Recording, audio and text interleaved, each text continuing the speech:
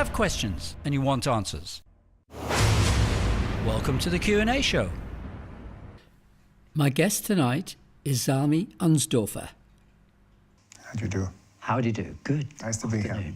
Do you know, I've got to say a big thank you to you before you even start, because we've only had about 2 sentences that we've been able to speak with each other before the show. So I'm just as in the dark as our viewers are about who you are, what you are doing, and just want to know more about you. Okay. So Zalmi, just tell us a little bit about yourself. Okay, I'm a Londoner, family man, businessman. My father was a survivor of the Auschwitz concentration camp. Most of that side of the family were wiped out in the Holocaust. And I kind of discovered my Zionism through the prism of the Holocaust and being a son of a survivor. It was, I think, when I went to Poland to see the flypast of the Israeli Air Force over the concentration camp that actually fired me up. I'm an Orthodox Jew. My first appointment every day is with God, 7 o'clock every morning. So I'm very committed in that respect. And I get to Israel, I spend a lot of time in Israel, and I try to be in Jerusalem about every 6 weeks to recharge my batteries. And that's really my story, and I'm happy to talk about topics that relate to Israel. Fantastic. Well, with our viewers, the majority of them are so understanding about the history of Israel and the challenges over the centuries, really, that the Jews have had in finding a place where they could call home, really, for a start off. And also all the things which are quite complicated for the average person who looks at the situation in the Middle East would just sort of think, what is the problem? Why can't the Palestinians and the Jews get along together? Or, you know, did the Jews come along and just push the Palestinians out? And they don't understand really the sort of symmetry and everything else that goes back to the times of Abraham, Ishmael and Isaac. And I think that's needs a real revelation for people and an understanding as to why there are problems in the Middle East today that cannot be solved probably by political means. That's because, unfortunately, the Arabs have been pawns for most of their existence. Power is all that counts, you know, in the Middle East. I was last weekend in Hebron for the anniversary of, or the weekly portion that is read in Jewish synagogues. Last week was the story of Sarah and the death of Sarah, and Abraham went to Hebron to buy a burial site for her. So this week, every year, I go to Hebron with tens of thousands of Jews who flood Hebron just to be there, where the Torah reading of that particular time. Now, Hebron used to be an oasis of coexistence between Arabs and Jews. One night in 1929, the Mufti of Jerusalem gave out some announcement that the Jews were going to be taking over the Al-Aqsa Mosque. And so the same people who were babysitting for the Jewish people and the same Jews who were caring for the Arabs, you know, Jewish doctors caring for Arab patients and so forth, they lived together in harmony. The Arabs came out that night with machetes and axes, and they slaughtered 70 Jews in one night, just because they were used as tools. Yeah. And the same tools are being used in Gaza today. The Gaza people are being used by Hamas. So it's the same story until they break out of that thrall, until they stop becoming, you know, allowing themselves to be cannon fodder, being sent to the border, you know, human shields and all of that kind of thing. It's not going to change. Mm. You mentioned a few things here that I'd just like to pick up with, and that's Hebron itself. Was that not King David's first abode? King David was crowned in Hebron and spent his first 7 years of his dynasty was in Hebron. Mm-hmm. And I was, you know, walking in areas where there were artifacts of his reign dug up from in the foundations of buildings there. It's just quite fascinating to see, wow. Really. Wow. And the other thing that for me, because I'm learning all the time about Israel's history, it'll take me a lifetime, I'm sure, to even get half of what I should be knowing. But one thing that struck me when I read the scriptures is that King David was given an opportunity to be gifted the threshing floor of the Jebusite, which we now know is where the temple was originally built, Solomon's temple. And it was also, ironically, the same site as where Abraham was going to offer up Isaac. Yes. And so there's a real spiritual connection to that particular site, which is connected with Zion, isn't it, as well? Yes, I mean, it's the Temple Mount. Yeah. Yes. So when David, I thought he was very shrewd. When the Jebusite said to him, I want to give this to you, he said, no, I want to buy it. And he didn't buy it at a knockdown price. He paid a real good market price. And I think, for me, that was, he was just making sure that he was establishing an historical site for worship of the true God of Abraham, Isaac and Jacob. Yes, and that is actually, it's exactly the same as what Abraham did in Hebron. When he bought the cave of Machpelah, he paid 400 pieces of silver, and it's repeated in that section many times, and the cave and the field that went with it that he bought for 400 pieces of silver. And then when the other patriarchs and matriarchs were buried later on in the Bible, every time they mention the name of Machpelah, where they took these patriarchs and matriarchs to be buried, they referred again in the cave which Abraham bought for 400 pieces of silver. And do you know why it's repeated so many times? Because God knew that the Arabs and the other peoples of the world would say, you stole this. This isn't yours. Right. Israel, you've stolen that too. Yeah. Okay, so... and I think the same with, the Mount Zion, because David bought it. He paid the price for it, and a high price. So, but why is it then that the world doesn't really see this as really a more, let me put it phrase it another way. The world seems to look at the Jews coming back and taking the land in 1948 and becoming a state, as if that was the first time they'd ever come into the land. Yes. Why do they not look at the history going back, 3,000 years to the time of Abraham? Well, unfortunately, this is the success of Palestinian propaganda. They're putting this narrative out, and they shout louder than everybody else. And they don't just shout louder than anyone else with Pallywood and all of the things all the fake propaganda and so forth that goes forward. The same thing happens on campus. Today, if a pro-Jewish lecturer or an Israeli ambassador or someone who is anti the BDS movement happens to come along, they don't listen to him, or they don't actually argue with him, they're just going to shout over him. And that's really how it works. He who shouts the loudest. Right, but this is interesting because, Mark, at any time you want to ask any questions, because it's quite fascinating to have someone like yourself in the studio, and again, our audience as well, live@revelationtv.com is the email address, and the SMS number will come up on your screen throughout the program.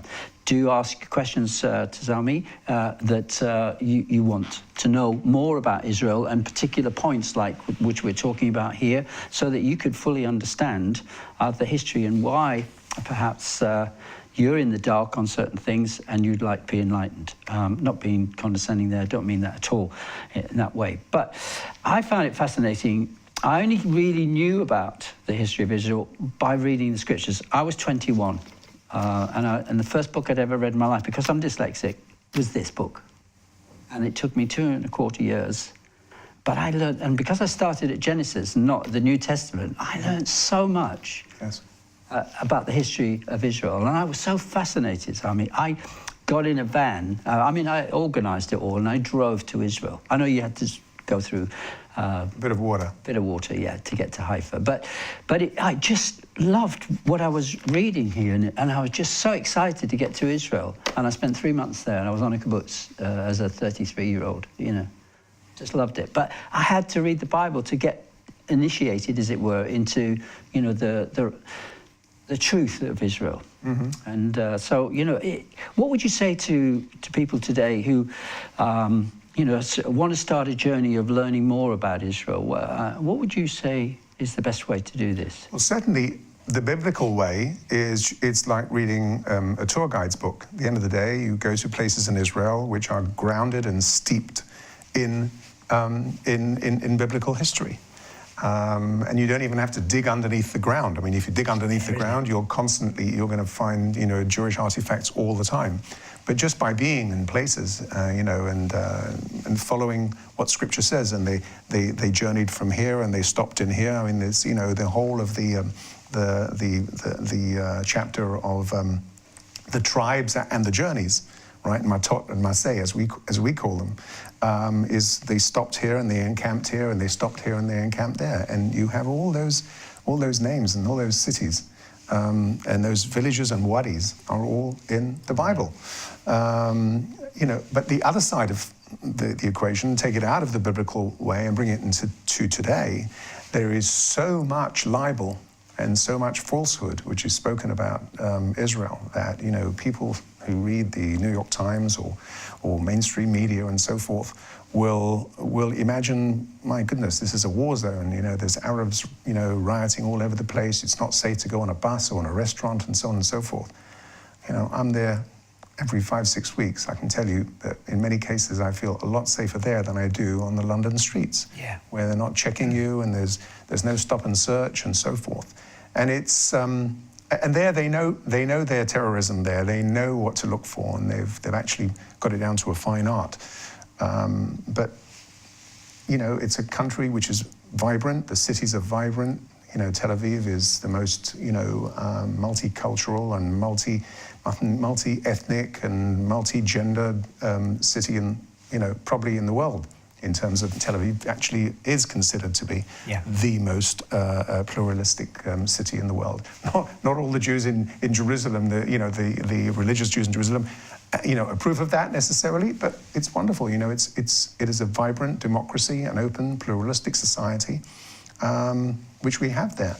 And just down the street, you know, they're throwing people off the building if they don't conform, and they're sending them to the border, you know, to throw rocks and missiles so that the Israelis can't fire back. So I think if people go by themselves, see for yourself. There's nothing like seeing it for yourself. Which is what I did all those years ago. One of the things I think would help people to come to a better understanding about the relationship between Jew and Arab is that I've witnessed and I've talked to Arabs and Palestinians, if there's a difference, that where they have they currently live in peace and harmony, and they work for Jewish organisations or whatever, but there isn't this animosity amongst some of the ones that I've actually met. Have you got good relations with Arabs yourself? Very much so. Very much so. I go to restaurants in Israel, in Jerusalem. I go in taxis. I go into stores. You know, my supermarket is run by an Arab. We're talking about obviously Arab Israelis, and you know, 20% of these population of Israel is Arab Israelis, and they have full rights just like the Israelis do.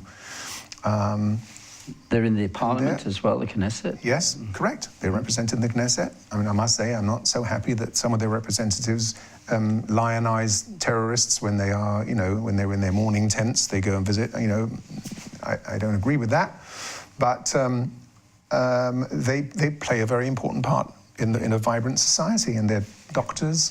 If you go up to the Hadassah hospital, Mount Scopus, you'd think that you are in Arabia. Yeah. And you go to the Hebrew University, it's almost totally, you know, overflowing with Arab students. One hopes that they will do extremely well and become integrated and become professors and doctors and scientists and so forth, and thereby encourage their brethren in in the West Bank, as they call it. We call it Judea and Samaria, and in Gaza, to become proper citizens and build a society instead of building rocket bases. Wow. Do you know how one thing that pops in my mind is, from what Zalmi was saying, the Lord said about a strong delusion at the end of times. And I believe that the biggest delusion on this earth at the moment is concerning God's people, the Jews, and his land. You know, it's almost as if, you know, I listen to radio all day, LBC, very rational, very intelligent, very erudite people, journalists. As soon as the mention of the Jews, Israel come on, almost like the same as with Donald Trump, it's almost like they become obsessed and oppressed by a lying spirit, you know. It really is, you know, even throwing accusations that it's an apartheid state and comparing it to South Africa in the bad old days, you know. I mean, it's actually laughable. It is actually laughable. Well, we've got quite a few emails and texts come in. We try this one. This is from Jack and Julian. Thank you for writing in. Oh, that's my son. Is it? That's my son. Oh, my goodness. And his friend in Germany, yeah. Oh, right. Hello, who's ex-Muslim. And Julian is an ex-Muslim, yeah. Yeah, so it's quite interesting. Yeah, brilliant. Become a Christian. We are strong Zionists and supporters of Israel, and although we're not obliged to support all the political decisions of the nation of Israel, it does seem that Israel, over the decades, has acted righteously in its dealings with Arab nations and the Palestinians. However, we do not know much about the so-called Nakba. Did Israel treat the local Arabs violently and with malice, or is it another lie? Please, can you explain what happened during the so-called, am I pronouncing this right? Nakba? Yes. Yeah. Was that the day of disaster? Nakba, yes. Nakba means disaster. Yeah. And Nakba is the name which is given by the Palestinian, or the PLO movement, to the Israeli Independence Day.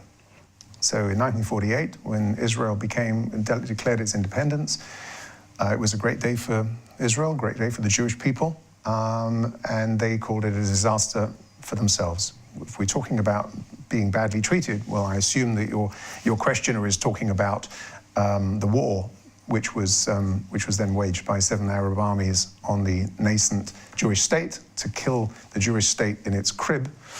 And the answer to that is that no, we didn't treat them badly at all. In fact, it was the Arabs who basically told people to leave their homes, yeah, and that they would be coming back to inherit all the Jewish homes. Yeah. And you know, at the end of the day, I think I can quote Richard Kemp when he says that, you know, the IDF is the most moral army in the history of military warfare in terms of the way it avoids civilian casualties. And I'm pretty sure it was the same in 1948 as it is now.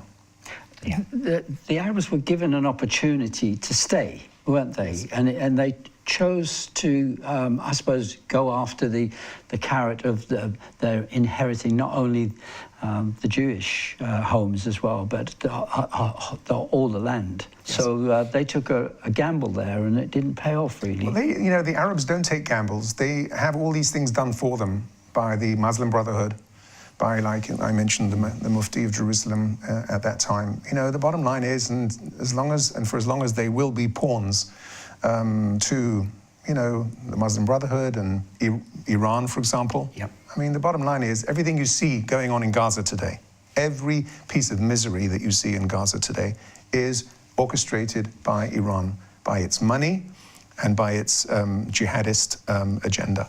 Yeah.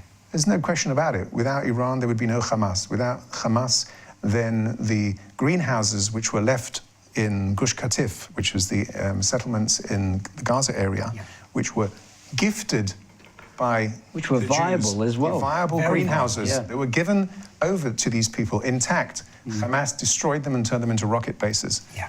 Yeah. You know, it's criminal. Now, why would they do that? I know the answer, but just for some of our viewers, why would Hamas actually ruin that environment from being, you know, something that was viable and that people could have been able to earn a living from those greenhouses? Well, the leaders of Hamas are mostly millionaires, but multi-millionaires. I mean, if you look up Google and you put in Hamas millionaires or billionaires, you'll find the whole story there. I don't have to tell you that story. So they depend on smuggling tunnels. They depend on the money that they get from Iran. They control, everything from cigarettes to fuel to desalinated water and so forth, all of that. And they depend on the corruption. And the only way in which you can maintain this corruption is to have a subdued people, to have a people who do not know their rights, the people who are uneducated, people who are brainwashed in madrasas. And unfortunately, the UN has also been very complicit in this. UNRWA has perpetuated this refugee status. Yeah. And fortunately, I'm very happy that Donald Trump has restricted their funding, and hopefully they will wither on the vine. And it's important that I would quote, in air quotes, Arab refugees, because I don't think that they are refugees, yeah. Should be resettled like every other refugee in the history of the world. Yeah. I read the other day, Howard, that the UN have granted the Palestinian refugees the status of being refugees, even your progeny, even the people that were born after you. Officially, there's about 30,000, I read, actual true refugees that are still alive, but now apparently it adds up to about 5 million. Yes, that's exactly And the right. whole plan is, if you keep saying they have got the rights to return, the offspring, if you bring 5 million people back, end of Jewish state. It's subtle, but it's dangerous. Yeah, the UNHCR, the UN High Commissioner for Refugees, controls refugees all over the world. Turkey, Syria, all of them are all under UNHCR. And under the charter of the UN Refugee Agency, the job is to resettle them. But for the Palestinians, a special UNRWA was created. Different status, far more resources per refugee, something like 20 times the resources per refugee is given to a Palestinian refugee than to a Turkish or Syrian or Yazidi or whatever refugee. And they perpetuate, as you say, this refugee crisis. So if UNRWA were disbanded and all the Palestinian refugees became under the UNHCR, they would automatically then dissipate and be resettled like all other refugees. Yeah.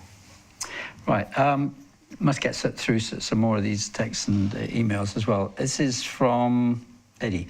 Says the Quran teaches that the Jews are the fiercest enemies of the Muslims, 582. And does your guest believe that there can be peace in the Middle East as long as Muslims accept the Quran as divine revelation? Well, there are Muslims and Muslims. There are Islamists and jihadists and Salafists and Wahhabists and so forth. Okay, the vast majority of Muslims are great people. They integrate with society. Unfortunately, there is a percentage which is generally regarded as somewhere between 15 and 20%, which have subscribed to Sharia law and the more extreme bases. So I have faith in the majority. However, the fact of the matter is that all the world's conflicts and all of the killings that have gone on, the mass murders and the Holocaust and so forth, were done by the minority, and not the majority. The majority were the people who stood idly by. And unfortunately, speaking as a Jew, I have very good friends who are Muslims. In fact, I have one that calls me pretty much every day. He's one of the leading authorities on halal in this country. I happen to have a business relationship. I helped him out with something once. But he calls me every Friday and he wishes me Shabbat Shalom and I wish him, Juma Mubarak. And, they're great people. But unfortunately, they don't get up in the streets and demonstrate against the jihadists. Mm-hmm. And I'd like to see more of that. Yes, we all would. And I think, as David writes in here, I think it's quite appropriate right now to ask you this. What message of hope do you have for the Palestinians in Gaza or in the West Bank? I think one of the best hopes is Donald Trump, because he's stifling the flow of funds. As long as money keeps flowing from Europe and from America to the PLO, which is really never changed from being a terrorist organization. It's Arafat and a tie. That's Abbas, really. As long as the money keeps flowing, then these corrupt and vicious leaders will continue to abuse the Palestinian, we call them the Palestinians really are the Jews. There are Palestinian Arabs, but if you talk about who are the Palestinians, the Jews are the Palestinians. Because before 1948, 1948, Israel was created, but before that, it was called Palestine. Why was it called Palestine? Because it used to be called Judea. Judea was invaded by the Romans, and they minted the coin, which said Judea capta, we've captured Judea, and then they renamed Judea Palestine. So this whole Palestinian narrative is a complete fiction, but there are Palestinian Arabs, i.e. Arabs who lived in Palestine. Yeah, as there are with the Jews. And now they are Arab Israelis. Yeah. Okay, so, well, the next question is, what do you think about President Trump? I mean, you've obviously mentioned that you think Trump is actually doing some really good things at the moment, especially stifling the funds. What about also the embassy being in Jerusalem? I'm a huge fan of Donald Trump because he is not politically correct. I think PC is killing the whole world today, making us deny what is happening in front of our eyes in so many respects. I have enormous gratitude to him for confirming the glory of Jerusalem before the eyes of the world. Yes. He's a man who has under-promised and over-delivered in so many respects. And I pray that he will go through a full second term. Yeah. And I think, actually, to be perfectly frank, there is an old expression which you know very well, and I will bless those that bless you, and I will curse those that curse you. Yeah. Genesis 12. And Trump, 12, yes. And I'm not sure that President Obama was terribly blessed for what he did to Israel, especially in the last days of his presidency, basically throwing Israel under the bus at the United Nations. But President Trump has been enormously supportive, and I believe that he has divine help. Do you think he's a little bit of a Cyrus? Well, you see a sort of similarity? Well, yeah, at the end of the day, I think he is a man of faith, and that's kind of rare. The Democrat Party at their previous convention, they wanted to take God out of the opening ceremony. Yeah. They had they wanted to take God out of it. So I think we're dealing in a world where between the godless and the ones with faith. It's that clear, isn't it, Zalmi? It's a real dividing line. It is 100% that clear. And at the end of the day, President Trump's only done what a whole list of consecutive American presidents decided to do. Including Obama, apparently. Including Obama. They all agreed that they would, at some time, whenever that time would be to move the embassy. Yes. And he just did what he said. Because the others were scared of the Arab boycott. Yes. And this has been really, this whole thing since 1967, with the airplane hijackings and all the things that went on with the PLO and the oil embargoes. This has been a protection racket for years. This is the biggest protection racket. Yeah. If you support us, if you pull your punches on Israel and you support our narrative, then you won't have terrorism on your doorstep, and you won't have almost oil explosion. Yeah, it is. Protectionism. Yeah. Let's face it. Let me. I mean, what comes to mind again as well? Why not? Why does the world not want to recognise Jerusalem? And that sounds like a naive question coming up, but as the capital of Israel, why do you think they don't want to? Because when you look at history, it has every reason that should be the place. Is it purely to pacify the Palestinians? Yes, it's all politics. And besides which, the bottom line is, how many votes are there in Israel? How many votes are there in supporting the Jews? I'm always very, very surprised when I see a non-Jew in a high position supporting Israel, because he risks opprobrium and he risks not being invited to the cocktail parties and so forth. I have an insane story with Colonel Richard Kemp, because I heard Richard Kemp years ago speaking at Geneva, and I'm pretty sure you all both know the speech that he gave. I can't remember. No, It was after it was the Goldstone report. And he appeared in Geneva and gave evidence to the United Nations in Geneva, saying that Israel is the most moral army. That's the quote I gave you earlier on. Yep. And I remember watching that clip and asking myself, what is a British colonel? You know, because the British army and, the Israelis, there's old stuff from 1948 and the ships being turned away from Haifa, there wasn't a great situation. No. What is a British colonel doing standing up for Israel? What does he get for it? Does he get money for it? Does he get kudos for it? All he's going to get is a risk. He's never going to get promotion in the British Army. He's never going to get, he's never going to be lauded in Fleet Street by the media. He's not going to get any awards. I wonder why. I remember saying to him, I wonder what bad dream this man had that he said a thing like this. And many years later, I was on a flight from Tel Aviv, and there was Richard Kemp in the opposite aisle. And I went up to him and I said, why? Do you know, I want to shake your hand for what you said in Geneva years ago. I really appreciate it. My people appreciate it. He says, I only did this for what was in my heart. So we exchanged cards, and I got home, and it was an email from him. And he said, very nice to meet you. By any chance, would you be the son of the S.B. Unsdorfer who wrote The Yellow Star, my father's memoir of Auschwitz? Yeah. And I said, yeah, but that's been out of print for 50 years. How do you know about it? He said, I read it when I was a teenager, and it had the most profound effect on me of anything I've read about the Jewish people. And I got my answer as to why he stood up in Geneva. And that's an astonishing story.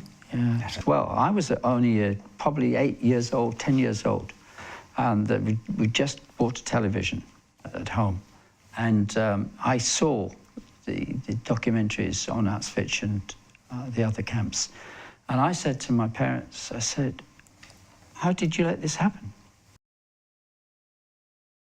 Even at your age? Yes. That was how that had a profound effect as a child. And so all the way through those years, and that's why when I read the scriptures as a young person, 21, I was fascinated in the history, right? And I was starting to get to an understanding why the Jews were always persecuted wherever they went, and but I know the end story. That's the great thing, and I think most of our viewers do too, and especially the blessings and the curses, if otherwise as well. But one of my great ancestors was Claude Rainier Conder, Colonel Claude Rainier Conder.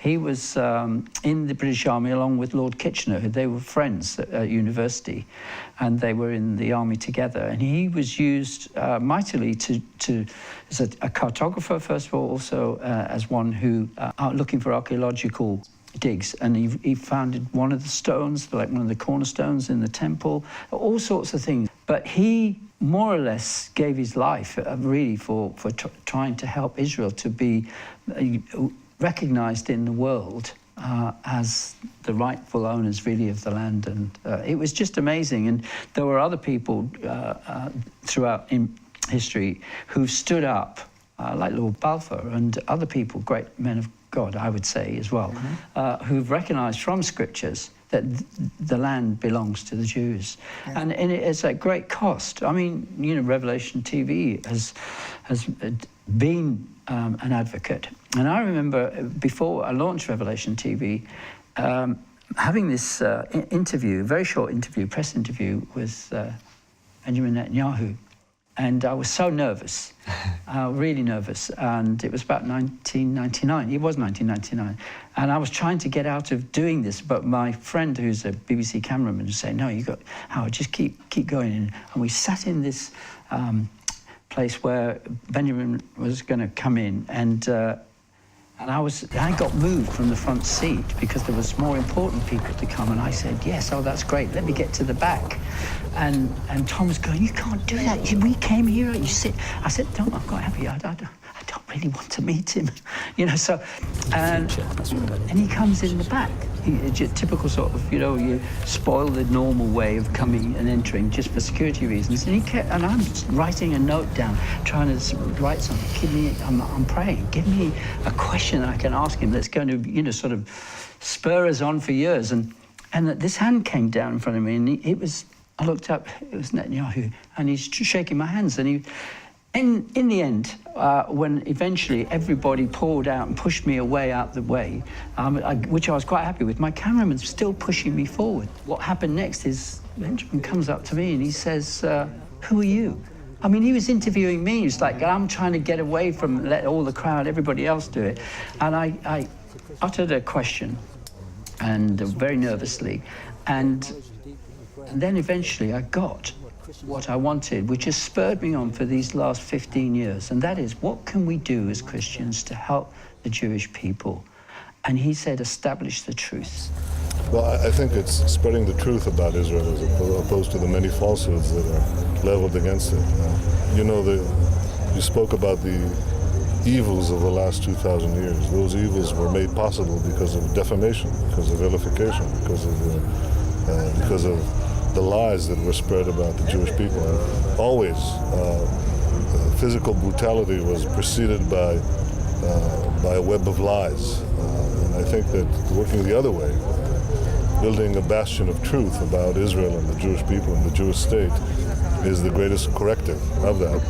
And fortunately today, we have a Jewish state, and we have many Jewish and many non-Jewish friends that can fight the battle of truth, which I believe is the most important battle for the future of the State of Israel.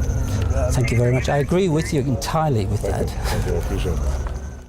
He said, all the things that have happened over history have started by a web of lies. And he said, if you can just really, more or less, educate people, and I didn't know God was going to give me a channel to do it, because I'm illiterate, I'm not really well educated, but I had a really hard and an understanding that there was something not right in the ways in which the Jews have been treated. And that doesn't mean to say I don't have a heart for the Arab and the Palestinians. It means that what is truth is what is written in history and where we are today. And for the last 16 years, Zalmi, that's all I've done with this channel. And we've got a very small audience, but it's an audience that has learned so much. And we brought so many people to Israel. I mean, the first time I mentioned on air, anybody want to come to Israel with me? And it was in the second Intifada at the time. And everybody's going, no, it's not very safe, it's not very safe. It's the safest place in the world, I said. Right now, if you're worried about terrorism, I said, the Jews have got it all under control, and we're in God's land. Anyway, so I left it to Tim Vince to organise, and because I was spinning so many plates in those days to keep the channel on the air.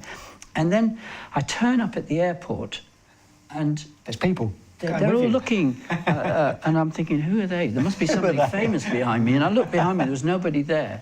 It was the Stansted Airport. Okay. First time I'd ever been there, and I wasn't used to and there was this line of people, and then they had such lovely smiles. I was thinking, and then they looked at me, and and I went, oh my God, all those people. There were 720 people. We had 3 aeroplanes full of people that wanted to come to Israel. And it was the beginning of part of, I feel like, the big education and also the thrill of going to Israel with so many people. And it was just amazing. We've done that, not as much as we should, but because we're trying to run the station as well. Yes. But it's been a fascinating time. And really, also, I was in Poland 2 years ago playing football with some colleagues that we had arranged to play some football matches out there. And I thought, I'm so near Auschwitz, I've got to go. And I only had a little GoPro camera. I didn't even have a handle for it. And I took that into the camp and I took it around with me. And I tell you, it affected me so much. I made that little 10-minute. I remember, it's a powerful little video that I put together. And, again, when you see how and what happened there, it's like we could end up being in a situation where we again could see anti-Semitism rise to such a point. And I read the scriptures, Zalmi, and I'm sure you know them too, because they're Zechariah, where it talks about that God will have to step in chapters 12 through 14, because the nations will come against Jerusalem, and particularly because it's in Jewish hands. Yes, yes. I was in Jerusalem for the festival of Sukkot, which is Tabernacles, which is where that particular piece of Zechariah is read on the festival. Oh, okay. The story about the two mountains and so forth.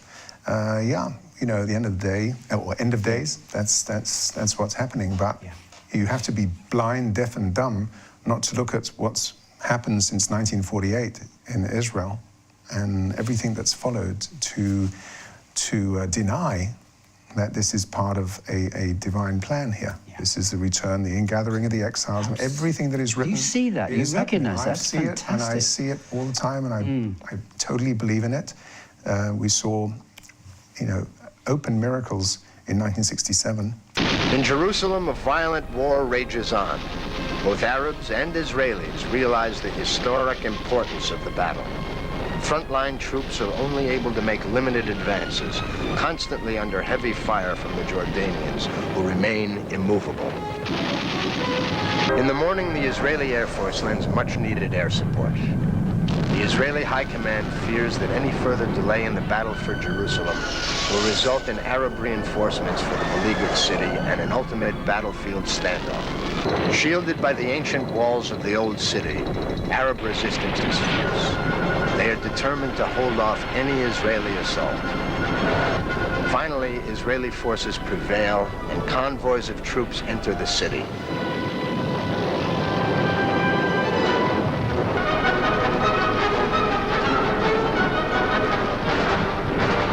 Streaming through the narrow pathways of the historic city. The soldiers' hearts beat ever more excitedly as they realize it will only be moments before they will once again be allowed to worship at the holiest of all Jewish sites, the Western Wall. They are at the wall. They are actually touching the beloved wall, the last remnant of Solomon's temple. This is just incredible. The hand of God is here. This is a miracle. It was a perfect time to start up, to present programs and to wake up other Jews, to show them what else is there. A lot of people are thirsting, just thirsting for more knowledge. They wanted to know more about our people. Open miracles in 1973. Nobody tells about those miracles better than Christian TV. I mean, I was watching one the other day about Colonel Effie Etam, who was one of those people who discovered his religion. He became religious after his experience in 1973. And fascinating stories of these people, what they saw. Thousands of tanks coming over the ridge and then suddenly stopping for no reason. Why did they stop? Wow. So, Howard, you mentioned about, you being dyslexic and not being a learned man, but God had put it on your heart. And it just reminds me of 1 Samuel 16:7, that God does not look on the outward appearance, but upon the heart of man. And this whole Israel thing, let me put it like that, is a God-given revelation, really. I didn't know how to spell the word Israel 23 years ago, and then I came into the kingdom and the Lord put it on my heart. It is a supernatural revelation that what God says in that book is true. He says what he means what he says. And, God delights in using people of lower means. Yeah. Well, he says he does. Confounds the wise by picking the simple, really. Absolutely. Yeah, look at the perfect example is Moses. Yes. Go speak to Pharaoh, but I can't speak properly. Maybe he was that's also why I'm a dyslexic. little bit that as well. Yeah. But what is so amazing for me is that, again, the scriptures, they educated me. And I'm sure you're probably aware that in the New Testament, and this is what I was reading on my own. Nobody was influencing me at all.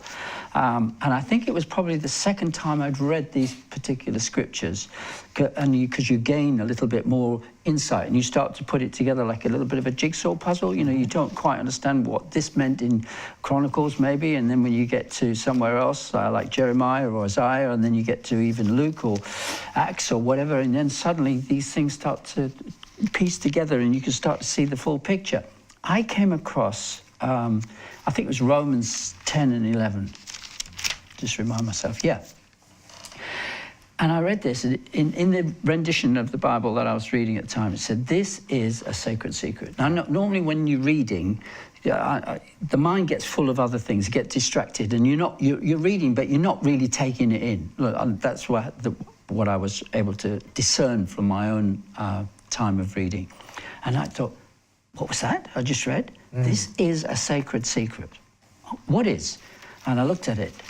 Did God reject the Jews? Never. I'm an Israelite, this is the Apostle Paul talking, a descendant of Abraham, the tribe of Benjamin. God did not reject his people whom he foreknew, and etc. And in fact, gets to the point where it more or less rebukes Christians for, look, don't become haughty and thinking that you're it.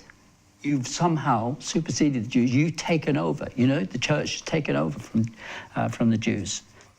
Because he says that I've given them, you know, a blindness in part for a time.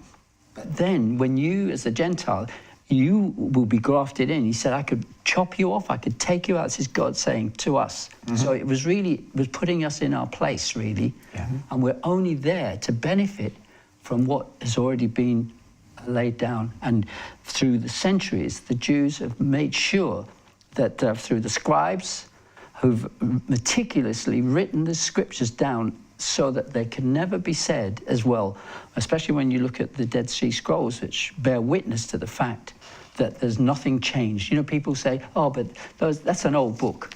You know, it's going to be changed. Chinese whispers and all of that, and how can it come down through the centuries and still be intact? Well, the Dead Sea Scrolls proves that it can be intact.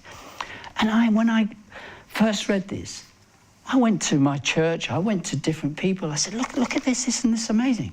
I mean, my first church told me to go away, and that's what I did. I went to Israel for those 3 months. But I couldn't find anybody that had this same mindset or understanding. They just wouldn't look at it. And I think it's very sad that the church at large has actually missed a huge opportunity of seeing what God's heart and will and purpose is. And that, as you said, I'm sorry I'm rabbiting on a bit, I'm excited, okay, is that, you know, the Jews are coming back to Israel. So that Israel had to be there for them to come back to. Exactly. Let me ask you this as well, Zalmi. So much, I didn't know this was all going to come up, so I'm so excited, really. You are obviously recognizing me, but do you think that it is going to take the anti-Semitic actions that are taking place, like there was 2 Saturdays ago in America, where people are going to say, look, maybe we need to go back. We need to go, not back, because they themselves have never ever probably been to Israel, and say we need to go where we're going to be safe. I have to say that this is a struggle which I'm facing right now.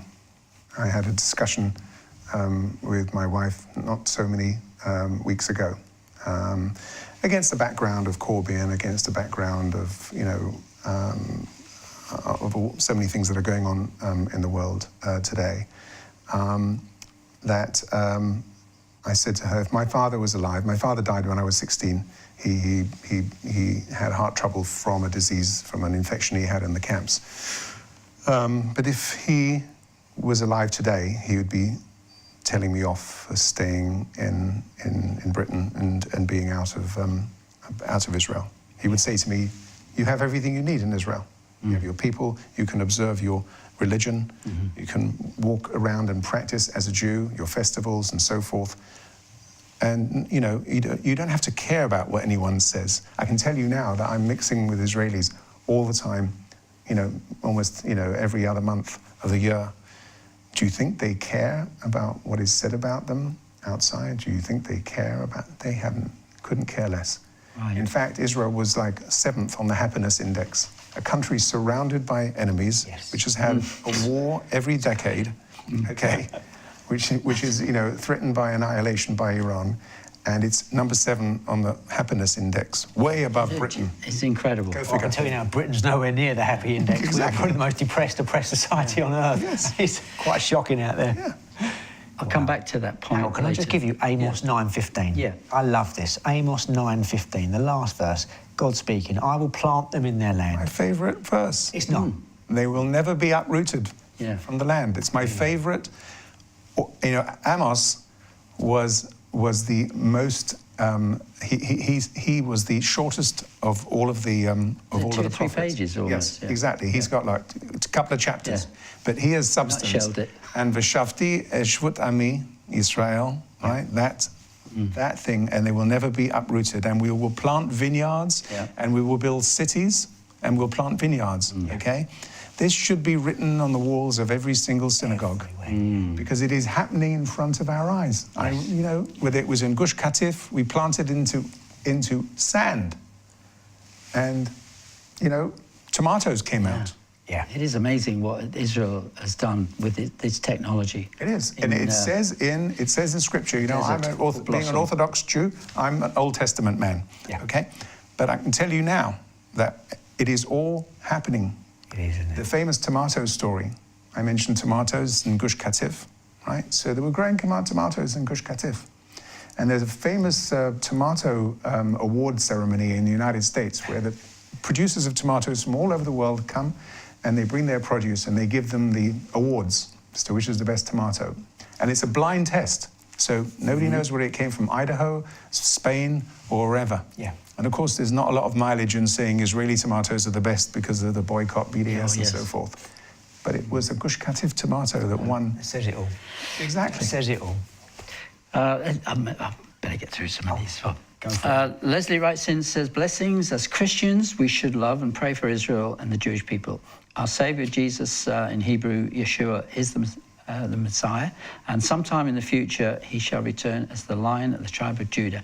We know that God has made a covenant with Abraham, Isaac, and Jacob, and he is the covenant-keeping God. Amen. Maranatha. Amen. Thank you, Leslie. Here we go. Satan hates the Jews. God loves the Jews. Christ lives in me, and it's so simply, it comes natural to love the Jews. Dead easy to work it out, really. Israel has contributed greatly to the betterment of the world in many ways, technology, etc.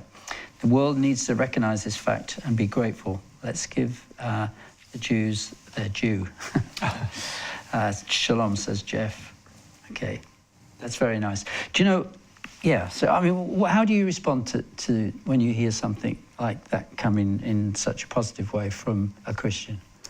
I think basically, you know, we're joined in faith. At the end of the day, what is the Christian way? What is the Judeo-Christian way? Well, you know, it's to be a light unto the nations, really. You know, you think today, you look at Europe, and you see the problems of Europe. The main problems of Europe are, you know, the low birth rate. They've allowed, you know, the progressives have said, well, you know, we'll be professionals and we don't have to make children. And then there's the assault on the nuclear family and so forth, and that's not a great stuff. Well, in Judaism, and I'm sure in Christianity, the family is the center of life itself. So you have this, you know, the ungodly and the godly, right? So, you know, when I'm saying Trump is a man of faith, you know, he believes in the family and he believes in having kids. You know, I have to say to you, I'm not the greatest monarchist. You know, I read the Daily Mail, and it's like 5 pages of Meghan Markle and whatever every morning. Okay, I put up with it. Okay, but I have to say they're showing an amazing example. William and Harry and so forth, they're making babies. And the rest of the people are not. And as a result of that, Germany had to bring in, you know, millions of migrants because, you know, you've got to have 2.1 live births per mother, per female. And if you drop below that, you can never recover from that. And most of Europe is... Well, even China's finding that out, hasn't it, you know? Exactly. This is from Pete, says, great show tonight. In the story of Esther, an evil Persian called Haman plots the mass genocide of the Jews. However, the very instrument of death he wants to use on the Jews is instead turned on him. Isn't that something like being hoisted by your own petard? That was my words, by the way. The Bible is a prophetic book. Israel will attack Iran with the same nuclear bomb they are planning to use on the Jews. Well, we don't know that. That's end time, Pete. So I like the story, the man's mention of Esther. So, you know, we're seeing today almost a repetition of this. You know, you have Iran, and, you know, the story of Esther took place when, you know, the Iranian leader was had this evil advisor who persuaded him to... something, Ahasuerus? Was the king? Ahasuerus, yeah. Yes, Ahasuerus, yes. And he had an advisor who basically turned him into a huge raving anti-Semite. Yeah. And there's one famous line that says, the wife of Haman, you know, so Haman comes back, you know, and his fortunes are starting to fall now because, you know, the king's got wise to what he's up to. Yeah. And Esther's basically got the message saying, you know, this Haman guy, he's a bad dude, and he wants to go and kill all these Jews. And the king says, what? I didn't know about this. So he went home to his wife, Zeresh, and Zeresh says to him, Im mizera haYehudim Mordechai, if Mordechai, the Jew, if he is the son of, if he is of Jewish seed, Nofol Tipol Lifneim, you will surely fall before him. And that's a lesson, unfortunately, that too many nations haven't learned. Because where are they all? You know, where are all the nations that persecuted the Jews in history? The Romans, the Greeks. Where are they now? Absolutely. And do you know what, Hal? That with history repeating itself, the book of Ecclesiastes, I love this, 1:9, check this one out. That which has been is what will be. That which is done is what will be done. And there is nothing new under the sun. There are no surprises in what's happening now in the Middle East and in Israel and around the world. God said it, it's already happened. We've already had types and shadows, Esther, Haman. We've already had types and shadows, the Iranian situation. That which has been is that which has already been done. Yes. There's nothing new. And if your eyes are opened, then it's actually an exciting time to be alive, isn't it? I'm so grateful, and I'm sitting here with you guys, but I'm so grateful that I'm just 49, you know, because I'm really hopeful that if I get a good few years on this earth, I'm going to see this amazing book be brought to pass, you know? Yep. I was having a conversation, I don't know whether it was actually with somebody who's sitting in the control room or it was somebody in the last few days talking about the book of Esther and really what an incredible book it is to read. To try, because if you want to start reading some of the Old Testament, that's one of my favourites. And the other one is Naomi and Ruth. Yeah. But these, when you look at what's happening today, people, if they knew what Esther in that book really talks about, they would understand that it's innate in that nation to hate the Jews, and it's almost like it's going to repeat itself again, because and then they would understand that we can't expect anything better from Iran than to want to see the Jews thrown into the sea and to be fully destroyed, like Haman had wanted, you know. Well, I have to say to you, I have a theory that anti-Semitism has been our best friend of the Jews for years. Because it's bringing them all back to Israel. Can you imagine what would have happened if there was no anti-Semitism? They would be prospering everywhere. We would have been assimilated generations ago. Right. So true, yeah. And this is the anti-Semitism. You know, if you're a religious person, I am, you are, then you believe that everything that's been created has been created by God and for a reason. Everything. Okay? So anti-Semitism is such an illogical thing. Why on earth would the people of the world consistently, over the generations and from one continent to another, constantly single out the Jew, who is 0.1% of the population, for hatred? It is a totally illogical hatred. And it's got to have been created by God. Why would he do that?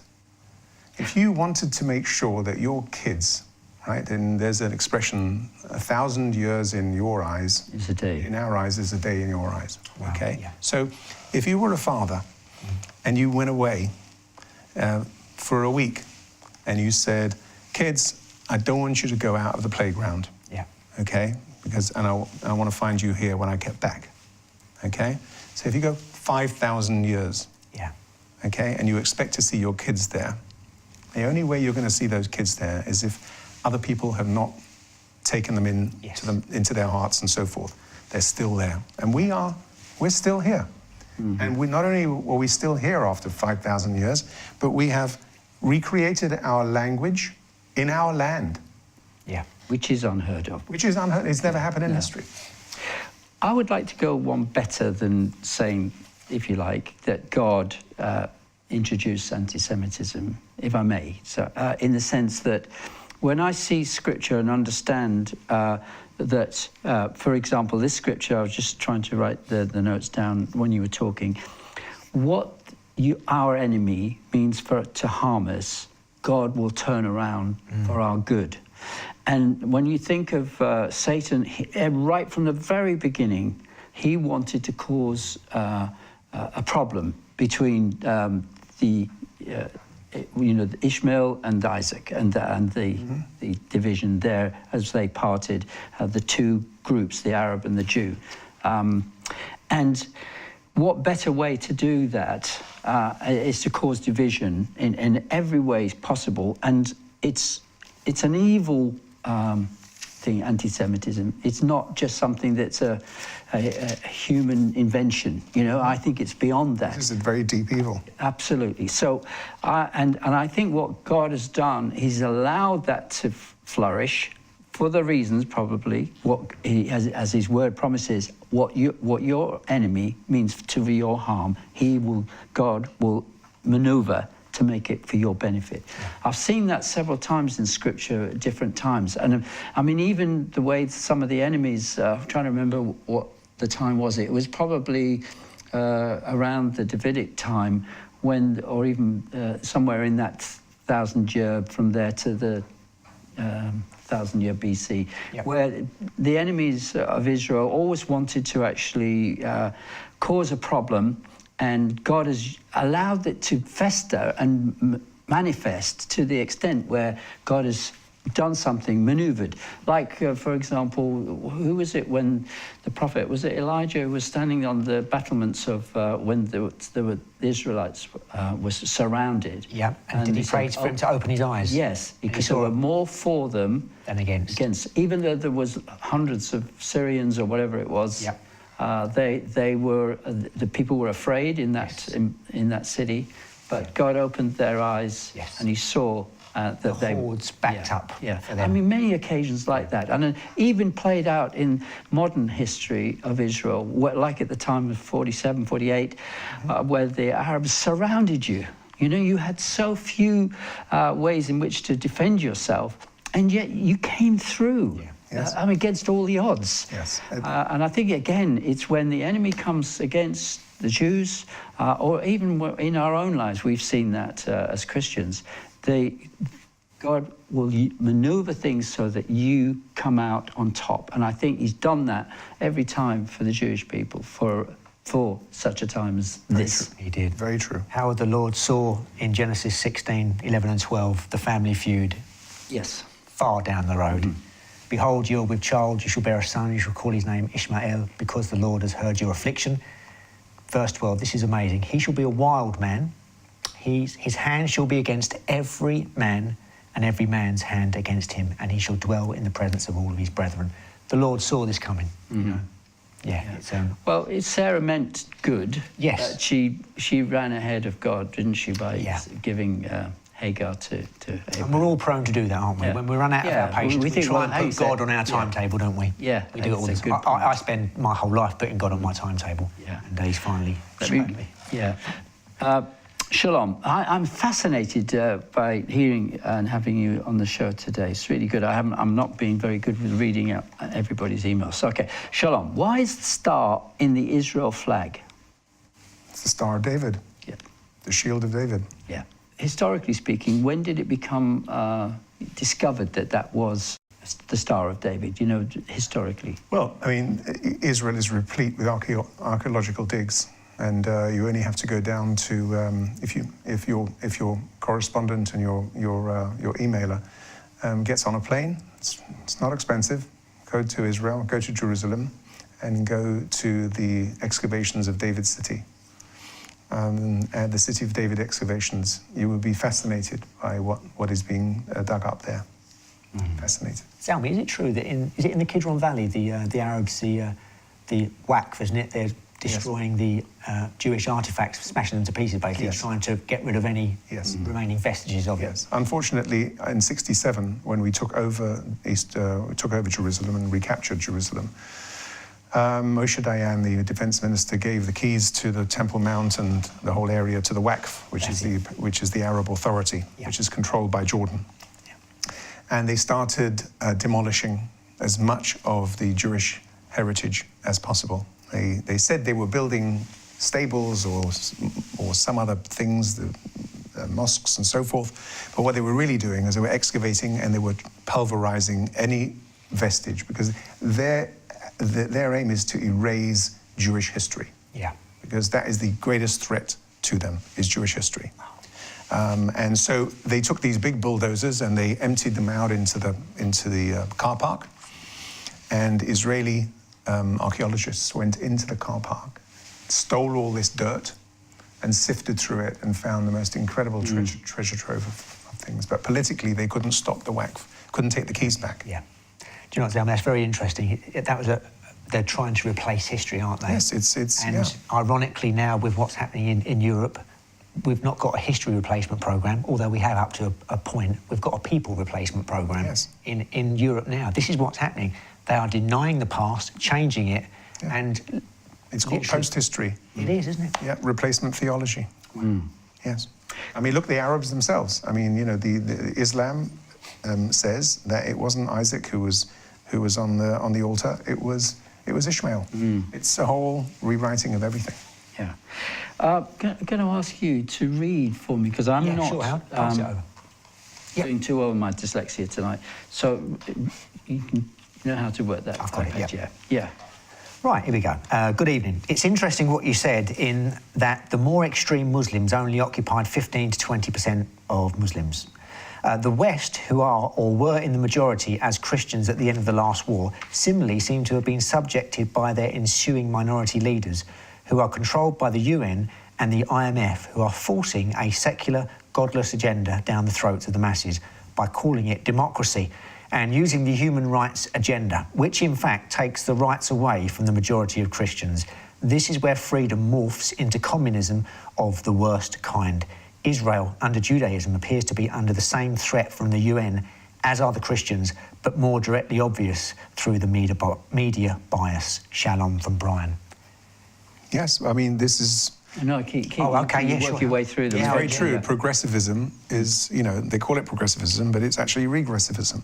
Yeah. It's, you know, it's confining humanity to the scrap heap. You know, if you're not making families, you're not making babies, you know, where's your future? And that's what they're up to. A couple of things that you mentioned earlier, and it comes up, and I know that in the general media, people look at Zionism in a bad way. They've got a poor understanding what it really means. That's my estimation. Would you enlighten us as to what a Zionist is? A Zionist is a person who believes in the return of the Jews to their natural homeland, to their biblical homeland, the ingathering of the exiles to their natural homeland. We have to understand that the anti-Semitism that you've been talking about from generations, from the time of Esther to we're talking about thousands of years, okay? The Jews are the most hunted, the most persecuted and most hunted species in the history of mankind, in the history of the world. And if you compare that to the animal kingdom, what happens when you have a hunted species, a white rhino, right? You need a game reserve. Israel is a game reserve. Yeah. And we have to protect it as such. Yeah. And there's no shortage of poachers. Yeah. Yeah, makes sense. I was reading this week that there's a red heifer.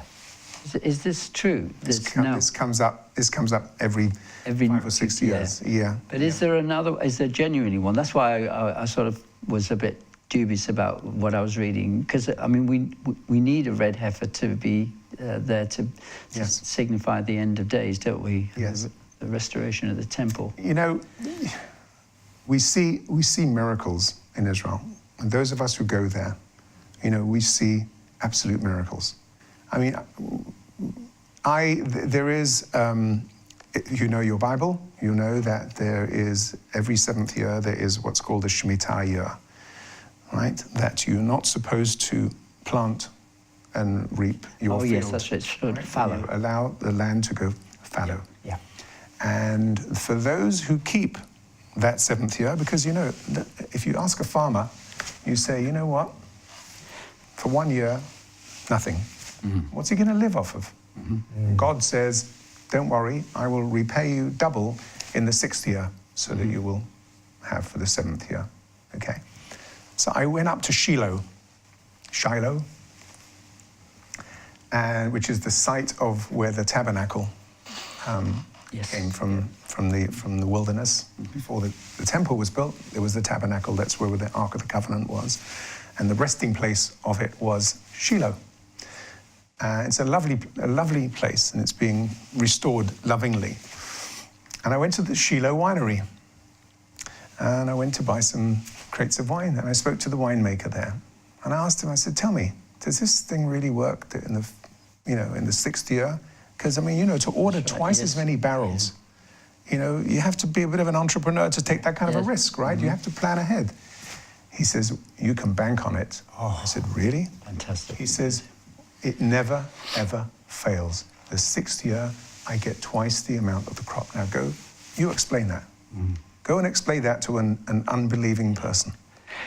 Again, these are the things that when I first read the scriptures, there were several things like this, and the Jubilee year and other things like letting the field go fallow was something which I think I mean, going back to when I was a very young child, I was brought up on a farm, and the farmers did follow that principle.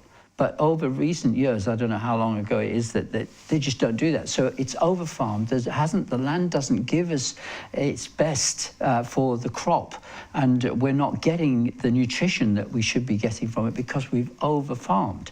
And we've neglected that. And I'm thinking, you know, if they could go back to biblical principles, we would prosper more, and not just financially, but also in our health and our well-being.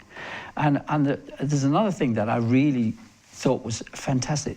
God's way of dealing with things, I think, is so fair. You know, in politics today, it gets a bit muddy with trying to be fair to those that are poor and those that are wealthy, and you know, and finding a middle road that everybody benefits. Okay, and I love the principle of the poor being able to glean from the fields. You know, that was, you know, the principle to me there was that somebody in the village, if they were allowed to come out at the end of the day and they would glean from the fields, the farmer couldn't take everything.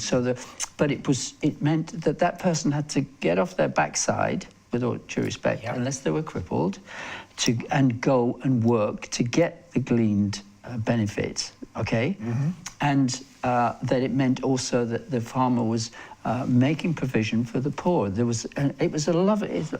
It spoke of God's heart, and I saw the same with the Jubilee. If your family, your inheritance, you know, for your next generation, the next generation was the land you were given, as it was when the 12 tribes are all allotted their land.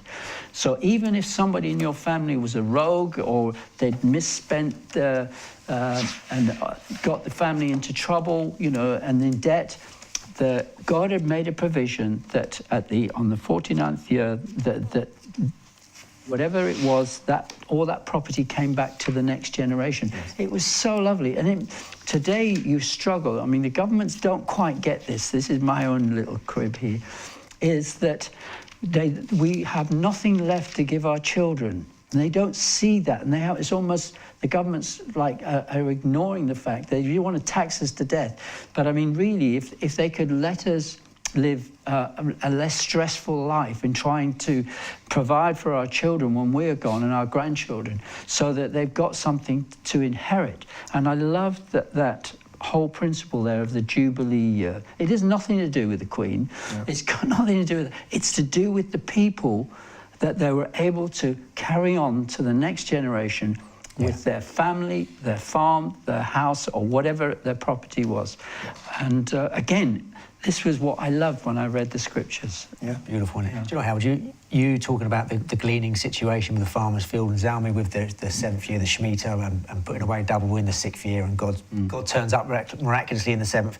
That's really, I mean, I could be sitting at home here just enjoying this, because that spoke to my heart. I'm in a work situation in about 3 years' time where I possibly won't have any work, you know, because of certain things. And already my overactive brain and my heart is worrying. I'm putting myself in 3 years' time. But, you know, you guys are just speaking from the scriptures, speaking to my heart. You know, our God, he knows our needs before we even voice them. And he's got them already sorted out. Wouldn't it be lovely if we could be born with the wisdom that we glean through the years and not worry in the first place, you know? It's well, this is something... Gleaning from the fields that you mentioned. Yeah. That came from the story of Ruth. Yes. And last Friday night, I was standing at the grave of Ruth. No, really, my It's in Hebron. Yeah. And Jesse and Ruth. Jesse is her husband. And, you know... Because she married... I must take you one day to Hebron to see these amazing places. Yeah, I've been there several times, but it's do you know, it saddens me that when I see the division again between the Jew and the Arab, and the animosity, you can feel it. It's thick in the air, and you go there and you go through. There's a special entrance. You know, the Arabs have their entrance to Abraham. Yes. Yeah, and the tomb there, and the Jews separate, and it's just.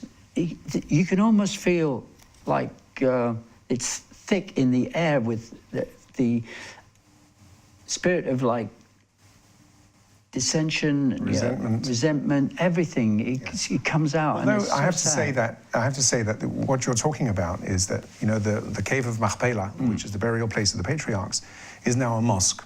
You know, the Arabs have had this for many years, and before the 67. War, and before we liberated it, but they built a mosque over it, and now that's divided between an Israeli, a Jewish synagogue, and a mosque. So Isaac and Rebecca, I think, are in are in the mosque section, and Abraham and Sarah are in the Jewish section. But by agreement. And this is how the cooperation goes. By agreement, on the festivals and on last Sabbath, which is that special one that I mentioned, the mosque is vacated, and the Jews have the whole of the mosque. So there is coexistence. There is, you know, there are arrangements there, and you know, in Hebron, Arab Hebron is controlled pretty much by Arab clans. And they pretty much cooperate on the basis that they want economic, you know, viability, so they play the game well. But unfortunately, down in Gaza, it's a little bit more Wild West. Exactly. Yeah. Wow. What do you think of this scripture? For me, it's very encouraging to when I read this. Isaiah chapter 20, is it? 19, beg your pardon. And it's saying in verse 19, he says, "In that day there will be an altar to the Lord in the midst of the land of Egypt, and a pillar to the Lord near its border. And it will become a sign and a witness to the Lord of hosts in the land of Egypt. For they will cry to the Lord because of oppressors, and he will send them a saviour and a champion, and he will deliver them. Thus the Lord will make himself known to Egypt, and the Egyptians will know the Lord in that day, and they will even worship with sacrifice and offering, and will make a vow to the Lord and perform it. For the Lord will strike Egypt, striking but healing, so they will return to the Lord, and he will respond to them and will heal them. And in that day there will be a highway from Egypt to Assyria, and all the Assyrians will come into Egypt, and the Egyptians into Assyria, and the Egyptians will worship with the Assyrians. And in that day, Israel to be a third party with Egypt, and Assyria a blessing in the midst of the earth, whom the Lord of hosts has blessed, saying, Blessed is Egypt, my people, and Assyria, the work of my hands, and Israel, my inheritance. What? Very inspiring stuff. Isn't it? Oh, I'm glad you see that as well, because I just wonder, sometimes you read these things and you think, God has a plan to bring reconciliation, but it's going to come in his time. Yeah. Yes. And it's going to be when the eyes of understanding and the people are blinded at the moment. I mean, you couldn't talk to a politician about this, I don't think. No. They would never really understand. In the natural mindset, speaking from my flesh, those set of scriptures seem utterly impossible to come to pass. Yeah. Utterly impossible. But we know that because of all the rest, we know the Lord has got it sorted. Yes, but I mean, you talk about impossible. You know, one of my favourite sayings is that coincidence is just God trying to stay in the background. That, you know, yes, he's a gentleman. Coincidence is God trying to stay anonymous. Yeah. But his hand is always there. Yeah. You know, you are seeing this. You are seeing this on a pretty much daily basis. We're almost at the end of time, so we'll read a few. Okay, wow. Because it's a shame that I'm so eager to just read people's emails and texts, but I'm learning and I'm enjoying this conversation. So thank you so much. We could do 2 hours on this one, can't we, Hal? Yeah, definitely. What a fantastic programme. God bless you and your guest this evening. Jesus has put it on my heart to love Israel and the Jewish people. I so long to go to Israel and pray. And I pray I will go this year. Shalom, Lynn from South Wales. God bless you, Lynn. Wow. Got one here from Maggie. Dear gents, I've been a supporter of Rev TV for many years now, and I've always stuck up for Israel's right to be in her own land again. I even made a sticker for my car which says Ezekiel 11:17, which is, therefore say, thus says the Lord God, I will gather you from the peoples, assemble you from the countries where you've been scattered, and I will give you the land of Israel. A few years ago, while tracing my family tree, I noticed there were a lot of Jewish names on my mother's side. I put this down to the Victorian custom of giving their children biblical names, and I forgot about it. A couple of years ago, just on a whim, I got my DNA tested and found that I had 33% Jewish DNA. I know it sounds cowardly, but instinctively I'm very careful who I tell. I know people sometimes can be anti-Semitic. It's such a shame. Maybe I should go and live in Israel. Absolutely. Yeah. Everyone is welcome, you know, to see it for themselves. You know, seeing is believing. And you know, there used to be a T-shirt that said, Israel is real. And it's never been more true than it is today. Yeah. Another one. We've got time for that. Hang on a second. You took me by surprise there. Oh, sorry, buddy. Oh, okay. Yeah. Go on. I can't pronounce that word. That's a bit of a tough one. That's why I gave it to even for me. You know, Howard, you can have this back. that word's off the charts. Hi, Howard. The Jews will always triumph. Their very survival is testimony to God's love for them. Anybody who opposes them is on a course for disaster. The only thing we learn from history is that we don't learn from history, and that is from Jeff. How true is that? Very good, Jeff. Yes. It's true. And that's the Ecclesiastes 1:9 verse that's just popped in my head, just to confirm that one. Yeah. Got one more short one? Right, one here, quick one from Dave. This is for you, Zalmi. Hi, folks. As we Christians believe in Jesus and the New Testament, we believe there will be a new earth. Where in the Old Testament does it say there will be a new earth? As I assume the Jews believe there will be a new earth. Is that right or wrong? And that's from Dave. Isaiah? Yes, I think basically a new earth, you know, could mean physically a new earth or a new way of thinking. And I think basically we can see where the world is going right now, and if it's brought back to its senses, that would be a new earth. Yeah. And the New Jerusalem is And a New Jerusalem, mentioned there as coming down to heaven. Yes. Amazing stuff. Yeah. How long we got? How would we close? Zalmi, thank you very much for being with us. I hope you've enjoyed it as much as what we have, you know. we have a couple more minutes. I don't know, you squeeze another one in there go on, as well. Keep speaking just while I read the next one. And I just want to say to our viewers, thank you so much for being patient with us tonight, because normally I would read all your emails and we get 100 to 150, and I'm sorry that I haven't got even anywhere near that tonight. I apologise. Got one here from Joyce. In days to come, Jacob will take root, Israel will bud and blossom, which he already is, and fill all the world with fruit. From Joyce. It already is, isn't it? Yeah. Wonderful, wonderful. I mean, I would like to just say share with your viewers a thought that I always have, and I tell it to bar mitzvah boys. I say, you know, you're growing up, you're 13 years old, you're growing up, and you're going to face anti-Semitism, and you're going to be bullied, and you're going to be kicked and ridiculed and so forth. You have to understand something. Everything that we deal with, you know, in our life today, you know, the wind in your face, the fire in the hearth, the light of the sun. Okay, these are ordinary things we take for granted, and they don't harm us. Okay, but if you take water and you put it under pressure, you can create a water cannon, and if you heat it up, you can run a steam locomotive from the steam with that kind of power. If you take ordinary light from the sun, but you concentrate it under enormous pressure, you create a laser which will cut through steel. So our people have been persecuted over all the generations. They've been put under the most incredible pressure. But it is only because we have been put under that pressure that we have been able to be the knife that goes through butter, that goes through 5,000 years of history and winds up home in our language, with our own people and our own customs, living the way we were supposed to live and living the way the Bible says that we should be living. Wow. But that reminds me, Zalmi, of the refiner's fire, okay? And it has a good ending, and that's where you get the pure gold when we go through persecution. Thank you very much, Mark and Zalmi, for being with us, and also for all our viewers, and we apologise that we didn't get to everything, but stay tuned to Revelation TV to learn more about Israel. God bless you. Thank you.